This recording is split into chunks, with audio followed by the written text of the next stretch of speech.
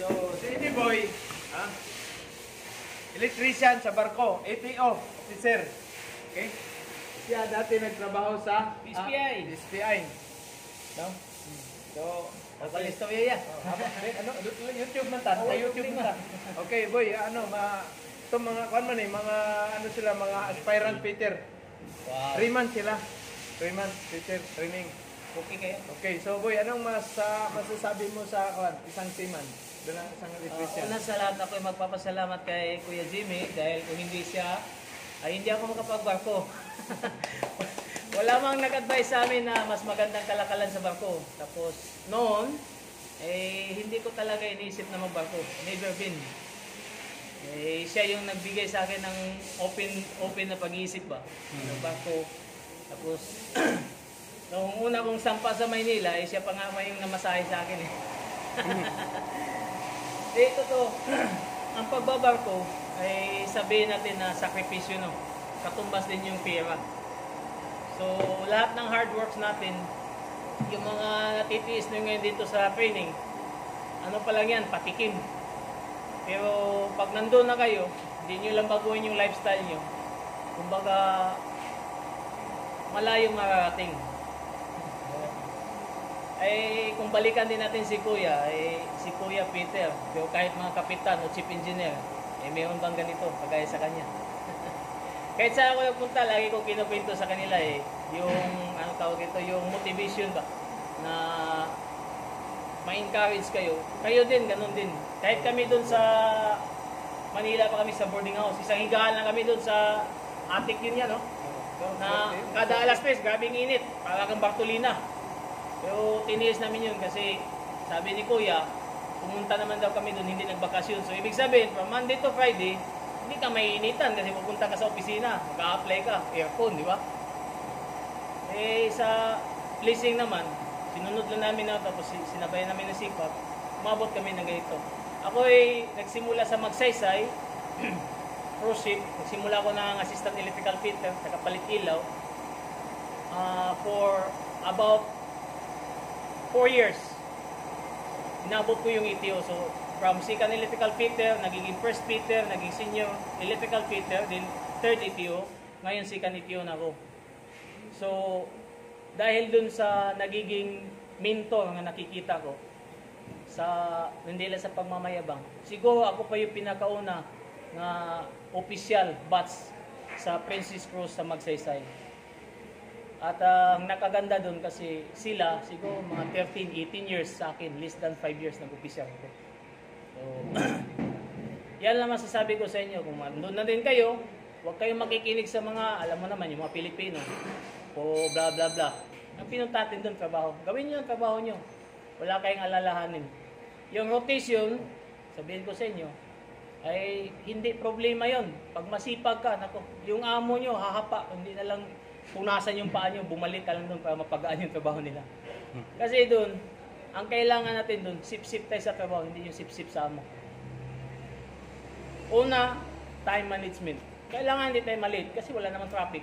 Diba? Ang problema kasi sa atin, pagpunta na doon, nung nag-apply, sinabihan ng alas 9:30 yung opisina, alas 5 pa lang, nandun na sa gwardiya. Nauna pa sa gwardiya. Pag doon na sa trabaho, late. Coffee break. Hindi naman inano yung coffee break, lunch break. Pero huwag tayong mag-break ng ahead of time. Kumbaga, let's be professional ba? Binabayaran tayo, gawin din natin yung trabaho natin. Ganun lang ba? After nun, lahat naka-organize na yun. Kung susundin lang natin yun at trabaho lang natin kung anong binibigay sa atin, wala tayong magiging hadlang.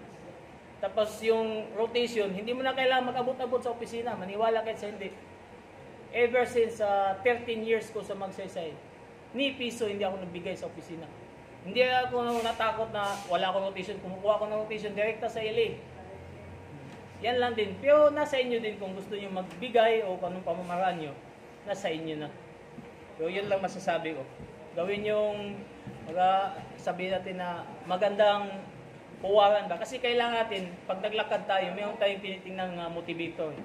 Kailangan natin magandang motivation. Kasi para din tayo magiging maayos din tayo sa pagtatrabaho. Hindi yung kung naturuan ka ng barubal, ang mayari dun, astig-astigan. Halimbawa, marunong ako nito, yabang-yabangan na. Ako lang marunong torneo dito. lahat tayo mayroong mas nakakaalam sa atin. Tapos, at ako'y nagpapasalamat sa opportunity na sinali niya ako sa ano. Pero, hindi kayo nagkakamali ng pinuntahang eskwelahan. Maniwala kay Cindy.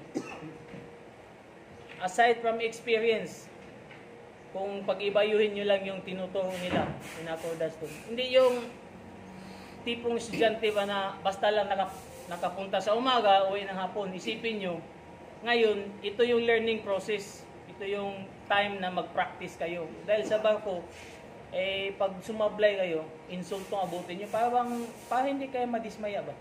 I-practice nyo lahat dito kasi dito lahat, nandito gamit eh. Pwede kayo mag-welding anytime kung anong gusto nyo pang improve. Nandito din si Kuya, marami itong fix si Kuya. Hindi na uubusan. Wala akong natanda ng problema na pag sinabi mo problema, wala siyang solusyon. Laging meron. Salamat kaya. Okay, thank you. So good morning sa ating mga viewer, subscriber, no? At shout out sa mga Peter na kabakal natin dyan, Edward Kabakal at saka si Pedro Kuyakoy at saka Peter na mga vlogger. So this morning, we'll have our special visitor, no? Surprise visit. Siya po ay electrician sa barko at natandaan ko, anong year ba yun? Dinala kita 2009, dinala ko si Riboy sa Maynila, no? At baka sakali na mga matulungan, bigyan ng chance makapagsiman kasi yung kapatid niya, nauna naman yun na sumampa rin, electrician. So, sa wakas, narating din yung mga pangarap na naging seaman. Magkano na bang, ngayon? Tanker ka ba? O, Hindi yan, proceed pa rin. music doon pa rin sa, Nagcargo ako, nung pandemic, nagcargo ako ng container, tapos parang yung container, parang, Kaya. hindi naman di kaya pa, hindi ka na matulog eh. Oh. Kasi ang usapan namin doon, 107 gross tonnage, yung malaki ba? Malaking Ang usapan container. namin, meron akong repair at saka assistant elect. Ay pagsampa ko doon, akin lahat. Solo. Ay yung telepono mo, hindi na matigil. Tawag. Wala ka ng tulog. Kaya pagkatapos nun, sabi ko, enough na itong experience ko sa container. Lumipat ako ng bulk. Balk. Oo, nag-11 months ako ng bulk. Tapos, nung nag-recall sila, kasi nag-promise yung magsaysay nga, bumalik kayo kasi competitive na yung sahod namin. So, ngayon, hinihintay pa namin yung realignment kasi sinasabi nila, sana hindi naman competitive ni magsaysay. Kasi magsaysay, kilalang magsisi yan eh. Oh, tapos, yan ang dyan. Ang privilege ng kasi ngayon, nagsikan ITO na ako. Marami ng privilege. May retirement, Yun, maganda. free cruising. Pero yun ang lang, Peter ba sa barko, kasama mo dati, ilan bang Peter sa... Maraming engine Peter partner? sa ano. Sa Pwede engine? din sila sa cruise ship yan. Oo. Ang daming Peter sa ano. Sa makina, ilan ba Sa sila? makina, mayroong taga-tapoy, may nagtatrabaho at may nanonood. Halimbawa, baklas ka na isang bomba. Isa lang. Peter lahat yun. Maabot siguro mga 5 sa engine. Hindi di ba? yan, marami pa yan.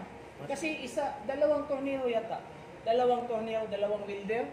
Mayroon ding overhauling. Basta natandaan ko, magbaklas kami ng bomba ng watertight. Watertight tornilyo ba? Isang nagtatrabaho, may dalawang taga-tapoy at may 3 opisyal na nanonood. Ganon doon kagaan. Sa cargo, solo-solo. Oh, sarili talaga. Pero hindi alam ko lang kasi ang Peter namin mga nasa 1.6 lang. 1.6. 1.6. Depende sa overtime ha. Kasi may barko, may overtime, may barko nga wala. Fix. Fix. Depende. Siguro pag napunta kayo sa luma-luma at magaling kayo mag-trick-trick sa amo. Kasi ang amo, maniwala kasi hindi. Lagi sila sinasabi na hindi pipirma, walang overtime, bawal sa opisina. Pero pag may ginawa kayong maganda at nasiyahan sila, ay lagi mang overtime tao ko. Pag sinabi ko, bigyan ng overtime tao, tango ng tao. Kaya ang importante doon, maging cooperative kayo sa amo. Tapos pagdating sa bigay ng trabaho, masaya kayo pag binigyan ng trabaho. Hindi yung mukhang nakasimangot ba? Simangot. Oh, pagpasok pa lang ng umaga, gagano. Pero nung hindi na tinawagan, panay tawag sa opisina. Sir, gusto sa sampa. Huwag niyong gayahin yun. First time yung pagpunta ng bangko, tandaan niyo yun. Isipin niyo lagi na karangalan natin na pinagkatiwalaan tayo na magtrabaho dun. Kahit sa kumpanya, wala problema. Yan ang dyan. So, ito na yung pinakamagandang message natin na electrician, Iliboy, no? So, kaya ito sila, mga first timer, no? At sigurado maganda ang mapuntahan dito nila. Oh, last January ko man to, Last nakita year. ko yung ano yan, nakita ko yung... Last year. So, Yung- 28 na yung nasa barko ngayon on board. Pero yeah, mas maganda para halimbawa kung anong tie-up, hindi din kayo mag-limit sa isang ano. Apply kayo lahat, kagaya na sinabi mo Yaba. Kasi hindi nyo alam kung doon pa lang opportunity nyo. Baga ganyan ba? Hindi natin alam kung saan ang mas hiyang para sa inyo. Kasi sila yung nakakaalam, ang Panginoon lang nakakaalam, dito ka mas komportable, dito ka mas maganda. Nandun yun. Mag-pray lang kayo at huwag kayo mamili. Apply lang apply. For example, sir, kung sabay-sabay yung pagtawag ng yun. orientation. Yun, ipapanalangin mo na yun kasi ano na yun, crucial decision making yun. Pero maniwala kayo, mararamdaman mo yun kung sino yung parang doon. Mabigat sa'yo. Oo. Makikita nyo, mabilis yung flow.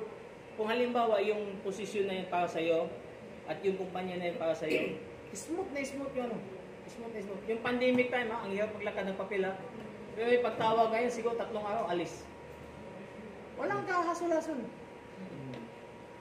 Basta maganda ang performance, hindi kayo magpupulima sa trabaho. Maraming trabaho, hindi nyo kailangan sa opisina.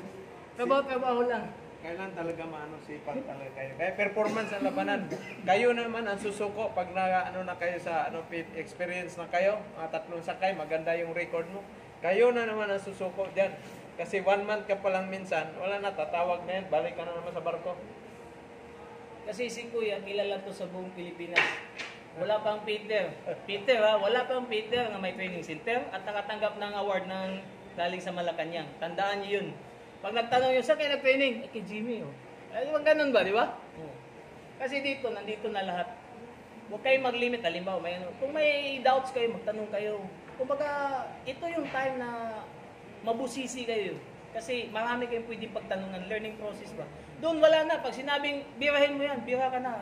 Tanong, ano ba itong ginawa mo? Diskartihin mo na yan. Yung technique nyo, kung anong tinuro ni Kuya, marami niyang trick. Hindi ko man kabisado yung welding o anong mga trabaho nyo. Pero yung mga trick na yan, i-enhance nyo yun. Madali lang yun. Basta bigyan nyo ng passion ba yung ginagawa nyo. Tapos housekeeping, lagi yan. Ugaliin yung kalat nyo, ligpit nyo, baka maayos lagi. Kasi pagpunta nyo dun, hindi ko rin ma-drawing yung iba para bang titingin ka, ano ba to sila? Oo. Barubal, kung kalat, napakakalat din nila. Housekeeping, safety first. Ito, lagi ko matatanda kay Kuya, yung lagi kang safety. PPE lagi ba? Kasi doon, ang insurance, pag na-disgrasya ka, titingnan na insurance, ay, hindi nag-PPE, quits ka. Iba na ngayon ha? Noon, hindi ganyan. Pag diretso, bayaran. Ngayon, hindi. Hanapan ka ng butas ng insurance kasi ang kumpanya at saka yung insurance at saka ship's owner naghihiwalay. So, ang may-ari, wala akong pakialam. May insurance yan eh. Ngayon, ang insurance, pa hindi siya makabayad, maghahanap siya ng dahilan. Ay, hindi nagsapatos yan. Kaya nahulog. Ganyan ba? Kasi sa cruise ship, maraming permit. Ang trabaho na 5 minutes, kalating oras yung proseso. So yan. Okay, so thank you sa ating mga subscriber, viewer, no. So pinakamagandang tawag niyan yung advice para sa ating mga aspirant Peter, no. At ingat kayo diyan sa barko, ating mga seaman, mga kababayan, at aking mga utol ko at saka pinsan nasa onboard pa rin ngayon. So thank you. Good morning sa inyong lahat, sa ating mga subscriber, viewers. Good morning. Thank you. Okay, boys.